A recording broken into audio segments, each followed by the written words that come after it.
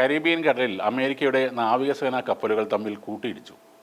President Donald ട്രംപിന്റെ നിർദ്ദേശപ്രകാരം Caribbean കടലിൽ വിന്യസിച്ച പ്രത്യേക നാവികസേനാ കപ്പലുകളാണ് ഇങ്ങനെ കൂട്ടിയിടിച്ചത്. കൂട്ടിയിടിയിൽ 2 നാവിക ഉദ്യോഗസ്ഥർക്ക് പരിക്കേറ്റു. കഴിഞ്ഞ ദിവസമാണ് US സതേൺ കമാൻഡ് കരീബിയനിലെ നാവികസേനാ കപ്പലുകളുടെ ഈ കൂട്ടിയിടിയെക്കുറിച്ച് വെളിപ്പെടുത്തൽ നടത്തിയത്. ബുധനാഴ്ച ഉച്ച കഴിഞ്ഞാണ് അപകടമുണ്ടായത്. ഇന്ധനവും മറ്റ് സാധനങ്ങളും കൈമാറ്റം നടത്തുന്നതിനിടെയായിരുന്നു ഈ അപകടം നടന്നത്. മിസൈൽ തകർക്കുന്ന വിഭാഗത്തിൽ ഉൾപ്പെടുന്ന USS ട്രക്സ്റ്റണും USNS സപ്ലൈ എന്നൊരു കപ്പലുമാണ് അപകടത്തിൽപ്പെട്ടത്. ഇതിൽ USS Truxtun Arleigh Burke class guided missile destroyer വിഭാഗത്തിൽ ഉൾപ്പെടുന്നതാണ്. നാവികസേനാ കപ്പലുകളിലേക്ക് ആവശ്യമായ സാധനങ്ങൾ എത്തിക്കുന്ന സപ്ലൈ കപ്പലുകളിൽ ഉൾപ്പെടുന്നതാണ് USNS സപ്ലൈ കപ്പൽ. പരിക്കേറ്റ 2 നാവികരുടെയും ആരോഗ്യനില തൃപ്തികരമാണെന്നും കപ്പലുകൾ സുരക്ഷിതമായി യാത്ര തുടരുന്നു എന്നുമാണ് സൈനിക വക്താവ് വിശദമാക്കിയിട്ടുള്ളത്. കരീബിയൻ കടലിൽ അടുത്തിടെയാണ് USS ട്രക്സ്റ്റൺ അടക്കം 12 കപ്പലുകൾ അമേരിക്ക പുതിയതായി വിന്യസിച്ചത്. ഇതിൽ അമേരിക്കയുടെ ഏറ്റവും വലിയ വിമാനവാഹിനി കപ്പലായ USS ജെറാർഡ് ആർ ഫോർഡും ഉൾപ്പെടുന്നുണ്ട്. കഴിഞ്ഞ സെപ്റ്റംബർ മുതലാണ് കരീബിയൻ മേഖലയിൽ മയക്കുമരുന്ന് വ്യാപാരം തടയുന്നതിൻ്റെ ഭാഗമായി ട്രംപ് ഭരണകൂടം വലിയ രീതിയിൽ സൈനിക വിന്യാസം നടത്തിയത്. ഇന്ധനങ്ങളുമായി എത്തിയ കപ്പലുകൾ അമേരിക്ക പിടിച്ചെടുക്കുകയും വെനസ്വേലയിൽ നിന്ന് പുറപ്പെടുന്ന മയക്കുമരുന്ന് കപ്പലുകൾ എന്ന രീതിയിൽ നിരവധി കപ്പലുകളും കരീബിയനിൽ അമേരിക്ക തകർക്കുകയും ചെയ്തിരുന്നു.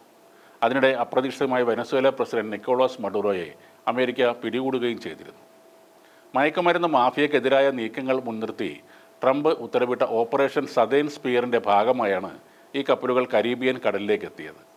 കടലിൽ വെച്ച് കപ്പലുകൾ സമാന്തരമായി സഞ്ചരിച്ച് സാധനങ്ങൾ കൈമാറുന്നത് നാവികസേനയിലെ ഏറ്റവും വെല്ലുവിളി നിറഞ്ഞൊരു കാര്യമാണ്. ചെറിയൊരു പിഴവ് പോലും വൻ ദുരന്തത്തിന് കാരണമായേക്കാം. അത്തരമൊരു കൂട്ടിയിടിയാണ് ഇവിടെയും ഉണ്ടായത്.